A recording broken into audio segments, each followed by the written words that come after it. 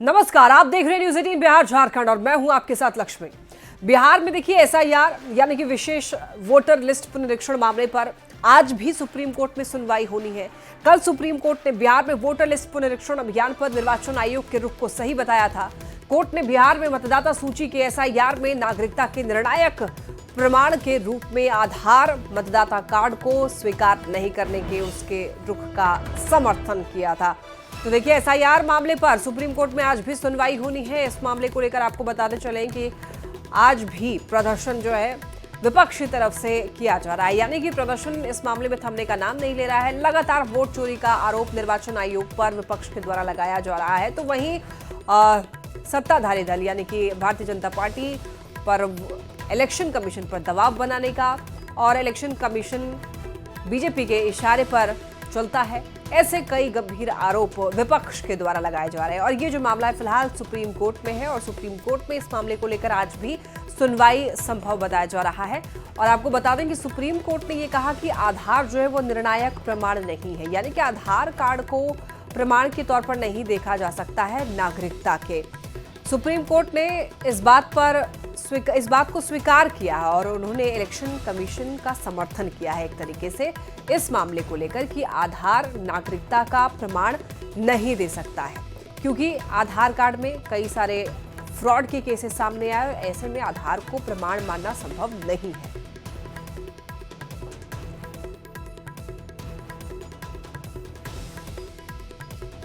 देखिए एसआईआर पर नेता प्रतिपक्ष तेजस्वी यादव ने निर्वाचन आयोग पर कई गंभीर आरोप लगा दिए और कहा है कि बीजेपी के इशारे पर वोट की डकैती हो रही है।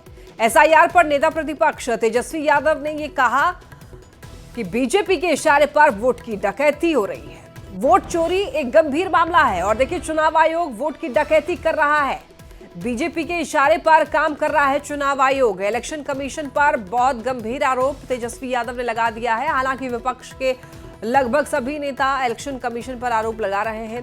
पहले ED, CBI, income tax formula था। वोट चोरी पर खुलासे के बाद बीजेपी की बोलती बंद है, ऐसा तेजस्वी यादव का कहना है। अब ये काम नहीं कर रहा था तो इलेक्शन कमीशन को आगे किया। गुजरात के लोग बिहार के वोटर बन रहे हैं। बिहार बीजेपी के संगठन प्रभारी भी वोटर, बिहार बीजेपी संगठन प्रभारी गुजरात के।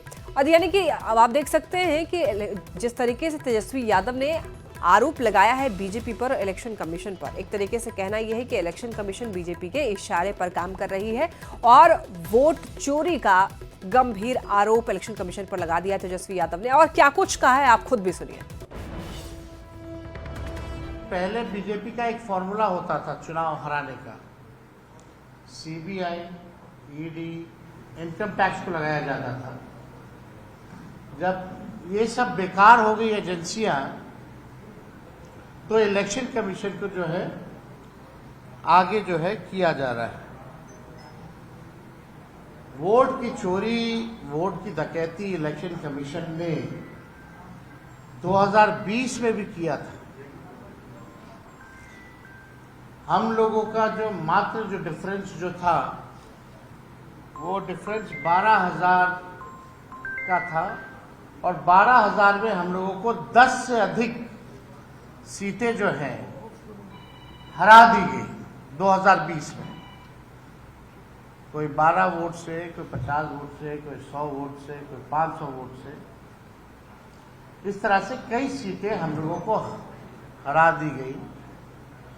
आप लोगों ने चंडीगढ़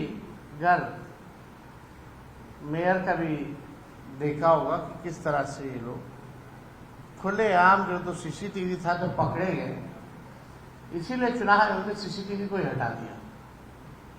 कितने निष्पक्ष लोग हैं। देश की जनता जो है समझती है। और आप सब लोगों को सामने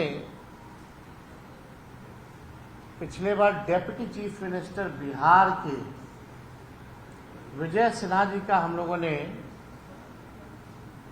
आप कह लीजिए कि चीजें जो है सामने लाई थी, खुलासा कह लीजिए या अपराध के लिए, हमने पहले भी कहा था। लेकिन आज हम ये कहना चाहते हैं कि चुनाव आयोग केवल भाजपा के लोगों का सहयोग कर रही है।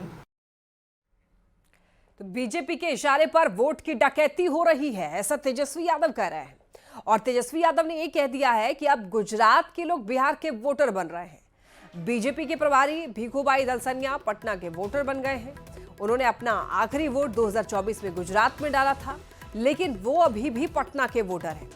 गुजरात में उनका यह कहना है कि गुजरात में उनका नाम कट गया था, लेकिन गौर करने वाली बात यह है कि अभी 5 साल भी नहीं हुए हैं और आप जगह बदलकर वोट देने लगे। जब बिहार चुनाव खत्म हो जाएगा तो नाम कटवाकर वो कहां जाएंगे? ये एक साजिश है जिसे आप सभी को समझना होगा। तेजस्वी यादव ये कह रहे हैं बीजेपी चुनाव आयोग की मिलीभगत से बड़े पैमाने पर बेईमानी कर रही है। तो भारतीय जनता पार्टी पर लगातार गंभीर आरोप और साथ ही साथ इलेक्शन कमीशन पर भी लगातार गंभीर आरोप तेजस्वी यादव लगा रहे हैं। वोट चोरी का आरोप इलेक्शन कमीशन पर लग रहा है और अभी फिलहाल जो शिकायत और दावे का दौर चल रहा है, फिलहाल 1 महीने का जो समय दिया गया है निर्वाचन आयोग की तरफ से उन सभी मतदाताओं को जिनके नाम में कुछ गड़बड़ी है या फिर उनके वोटर आईडी में जरा सी भी अगर कोई गड़बड़ी है तो उसकी शिकायत जो है दर्ज करवा सकते हैं। ऐसे में लगातार जो लिस्ट में गड़बड़ी आ रही है उसको उजागर किया जा रहा है विपक्ष की तरफ से और गलतियां दिखाई जा रही हैं। साथ ही साथ इसके जरिए ये कहा जा रहा है, ये आरोप लगाया जा रहा है कि कहीं ना कहीं इसमें गड़बड़ी है और वोट चोरी किया जा रहा है। वोट चोरी हो रही है, ये गंभीर आरोप तेजस्वी यादव लगा रहे हैं और न केवल तेजस्वी यादव सामने ला रहे हैं और बता रहे हैं।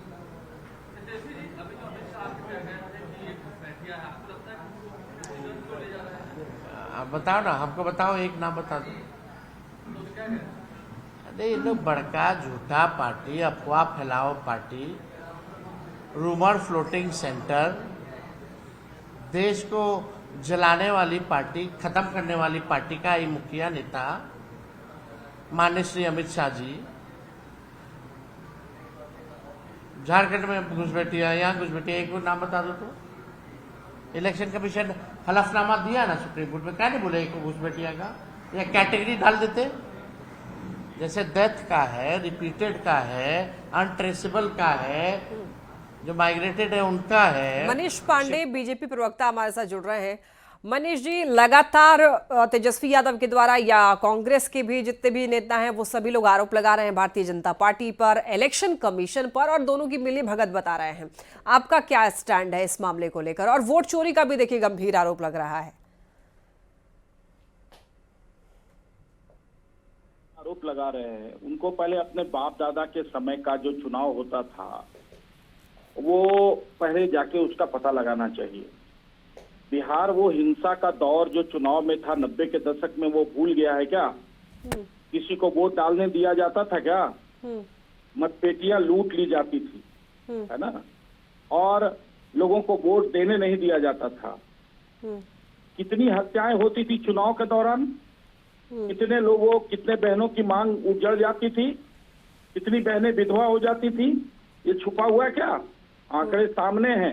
ये जो लोग वोट चोरी का आरोप लगाते हैं ना, आज जरा बताएं, आज के समय में हर दलित को, हर पिछड़े को, हर अति पिछड़े को वोट देने का अधिकार है और वह जाकर वोट देता है, चाहे जिसको दे, सत्ता को दे या विपक्ष को दे। लेकिन इनके समय में क्या होता था? इनके समय में जो इनका वोटर नहीं होता था उसका बूथ लूट लेते थे, बूथों पर गोलियां मार देते थे, हत्याएं कर देते थे, और आज आरोप लगा रहे हैं कि वोट चोरी हो रही है। देखिए, बिहार की जनता वो दौर भूली नहीं है और इनको समय आने पर अच्छी तरह से इनको जो है ना माकूल जवाब देगी, आप निश्चिंत रहें। अच्छा मनीष जी, देखिए चुनाव से पहले अब लगातार सभी पार्टियां जो स्ट्रैटेजी तो करती ही, और ऐसे में डिफेम भी एक स्ट्रैटेजी जो है वो हो सकती है, और ऐसे में अगर इसका असर हुआ तो आप लोगों को नुकसान भी कहीं ना कहीं हो सकता है, क्योंकि पब्लिक इन्फ्लुएंस होती है इन सभी बातों से।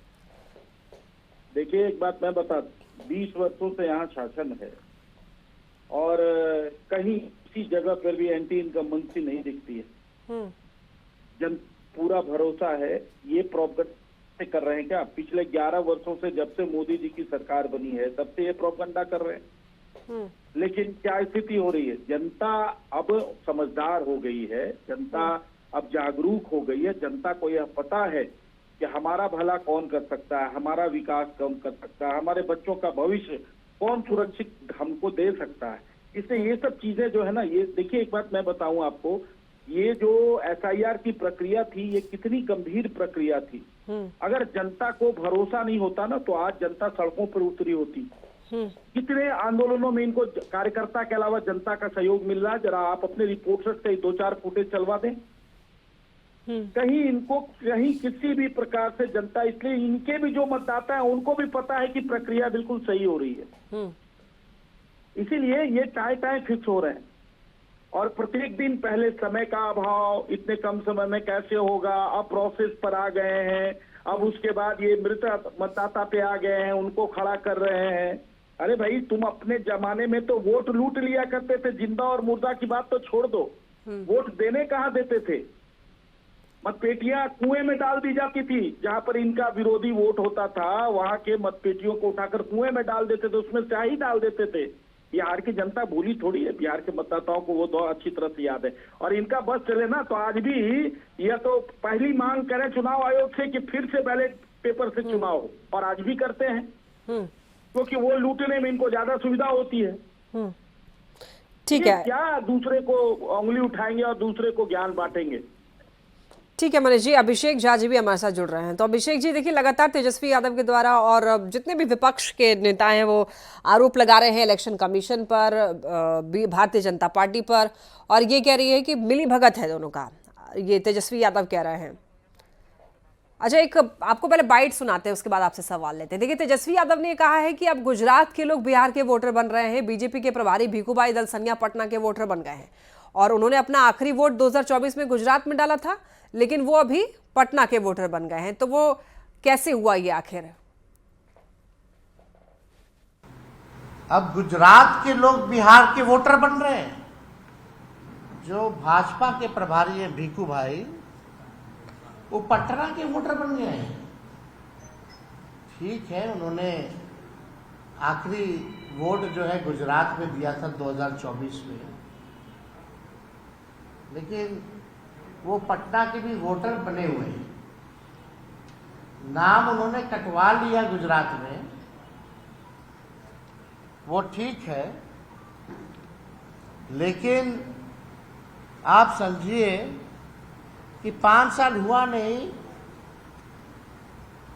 कि आप जगह बदल बदल के वोट दे रहे हैं। तो भिखू भाई जो है प्रभारी है भाजपा के, वो पटना के वोटर बन गए। अब पता नहीं पटना बिहार का चुनाव खत्म हो गया तो फिर नाम कटवा करके कहाँ के बन जाएंगे, ये तो वही बता पाएंगे। लेकिन इन लोगों का षड्यंत्र जो है आप सब लोगों को समझना पड़ेगा। ठीक है, अभिषेक लौटेंगे। अभिषेक जी आपके पास, इस बीच मनीष पांडे जी से एक सवाल ले लें। और मनीष जी देखिए, गुजरात का जो मैटर है ये उठा रहे हैं तेजस्वी यादव जी, इस पर आप क्या कहेंगे? अब देखिए ये कितना डरे हुए हैं। अब इनके इसी बयान से यह पता चलता है कि यह अभी से हार मान चुके हैं। अब एक वोटर बढ़ने का इनको डर लग रहा है। हमारा संविधान क्या इस बात की इजाजत नहीं देता जो गुजरात का वोटर वो बिहार में वोटर नहीं बन सकता क्या? इनको बांग्लादेशी अगर कोई वोटर है, अगर म्यांमार का कोई वोटर बन गया है, अगर उसकी जांच हो जाए तो उस पर इनको आपत्ति लगती है। लेकिन गुजरात जो अपने देश का एक अभिन्न अंग है, वहां का व्यक्ति अगर बिहार का वोटर बन जाए तो इनको आपत्ति है। भाई कानून से अलग कोई बात हो रही है क्या? कानून सम्मत बात है। और आप इतने हारे हुए क्यों हैं, अभी से डरे हुए क्यों हैं कि भिखू भाई दलसानिया जी का एक वोट बढ़ गया बिहार में तो आप चुनाव हार जाएंगे? यही इनकी हताशा है, यही निराशा और विरोध का मेन कारण भी यही है कि ये पूरी तरीके से डर गए हैं और अभी से हार मान गए। अब ये इलेक्शन कमीशन के एसआईआर प्रक्रिया को सिर्फ बहाना बनाना चाहते हैं अपनी हार का। ठीक है मनीष जी। अभिषेक जी हमारे साथ जुड़े हुए हैं। अभिषेक जी, इस पर आपका क्या स्टैंड है, क्या कहेंगे आप विपक्षी पार्टियों के लिए? हमें तो लगता है कि जब तेजस्वी यादव जी ये कहते हैं कि उनका भरोसा चुनाव आयोग के प्रति नहीं है, या विपक्ष के सभी दल चुनाव आयोग को कटघरे में खड़ा करते हैं, तो जनता भी उनसे पूछना चाहती है कि जब इन्हीं चुनाव आयोग के द्वारा चुनाव कराए जाते हैं और ये सत्ता तक पहुंच जाते हैं किन्हीं प्रदेशों में, या नहीं भी पहुंचते हैं तो इनके लोग, इनके प्रत्याशी, विधायक, सांसद बनकर आते हैं, तब तो ये कहते हैं कि लोकतंत्र की जीत हुई, जनता की जीत हुई, और हारने का डर सताता है या हार जाते हैं, चुनाव आयोग को कटघरे में खड़ा करते हैं। ये दोहरी नीति कब तक चलेगी? चुनाव आयोग एक स्वायत्त संस्था है, जहां कमियां हैं, गड़बड़ियां हैं, उसको उजागर करिए, अपनी बात तो रखिए, आपत्ति दर्ज करिए, लेकिन आपत्ति दर्ज चुनाव आयोग के सामने ये नहीं करेंगे, आपत्ति दर्ज करते हैं मीडिया में, सदन में, ताकि हंगामा हो सके। तो हमें लगता है इनका दोहरा चरित्र उजागर हो रहा है। चलिए ठीक है, अभिषेक जी और मनीष जी, आप दोनों का बहुत शुक्रिया जुड़ने के लिए और अपनी अपनी राय हमसे साझा करने के लिए। और आपको एक बार और फिर से बता दें कि तेजस्वी यादव ने एक बार फिर से इस बात का ऐलान किया है कि वो वोट बहिष्कार कर सकते हैं अगर इलेक्शन कमीशन फेयर नहीं रहेगा तो।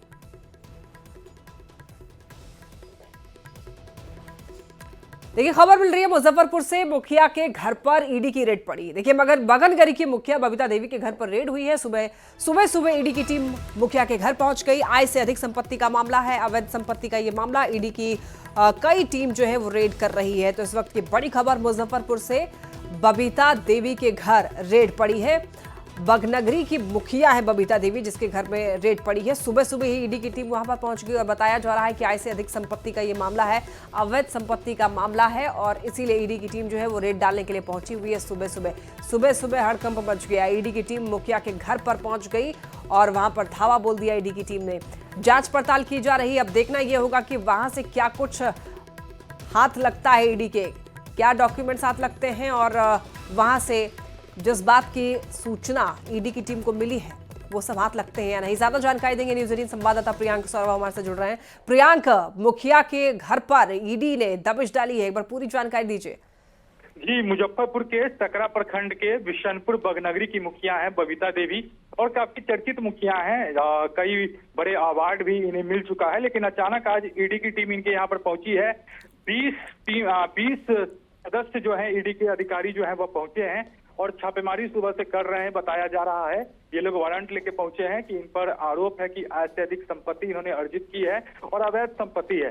तो इसको लेकर टीम जो है बीते सुबह से जो है जांच कर रहे हैं और जो यहाँ पर तमाम लोग हैं वह भी आश्चर्यचकित है कि अचानक ईडी की टीम जो है यहाँ पर पहुंची है, लेकिन फिलहाल टीम जो है यहाँ पर जांच कर रही है। जी, तो यहाँ पर ये इनपुट जो है वो कहाँ से मिली थी प्रियांक ईडी की टीम को?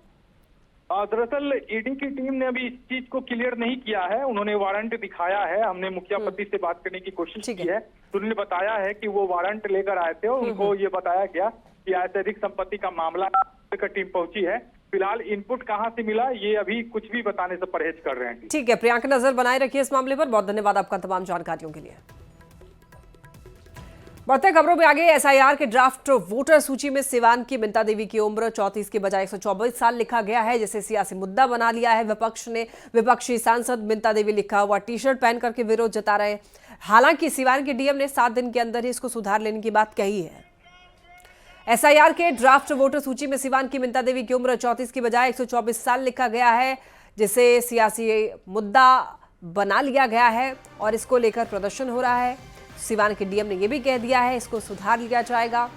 और लेकिन देखिए इस मामले पर मिंता देवी का क्या कहना है। मिंता देवी कह रही है कि मुझे इस बारे में 2-4 दिन पहले ही पता चला। उन्होंने कहा है कि विपक्षी सांसद मेरे कौन है, प्रियंका गांधी या राहुल गांधी मेरे कौन है, यानी कि उन्होंने विपक्ष पर सवाल उठा दिया है। उन्हें मेरी तस्वीर वाले टी-शर्ट पहनने का अधिकार किसने दिया है? देख तो रहे हैं मेरा उम्र क्या है, आप नहीं बता सकते हैं, आप ही बता दीजिए। क्यों? आप सामने खड़े हैं, मैं सामने बैठी हूँ, तो बताइए कि मेरा उम्र क्या है, आपके नजर में क्या दिख रहा है, बताइए।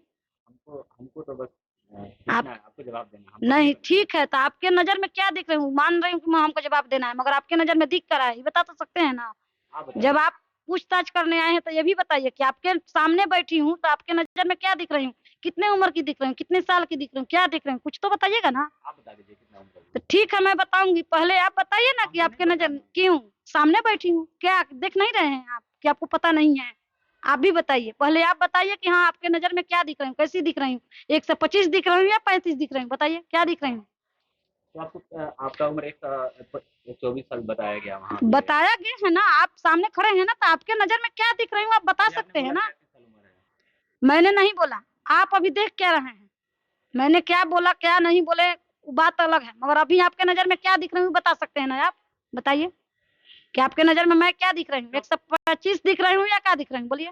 कब पता चला आपको कि आपका उम्र इतना हो गया है? हमको पता चला 2-4 दिन पहले कि हाँ 125 साल की मैं हो गई हूँ, मगर मीडिया वालों को क्या पता चल रहा है, क्या दिख रहे हैं, वो भी तो बोल सकते हैं ना कि मैं कितनी उम्र की हूँ, क्या दिख रही हूँ, नहीं दिख रही हूँ। चलिए, और इसी के साथ खबरें लगातार जारी हैं। आप देखते रहिए न्यूज़ 18 बिहार झारखंड।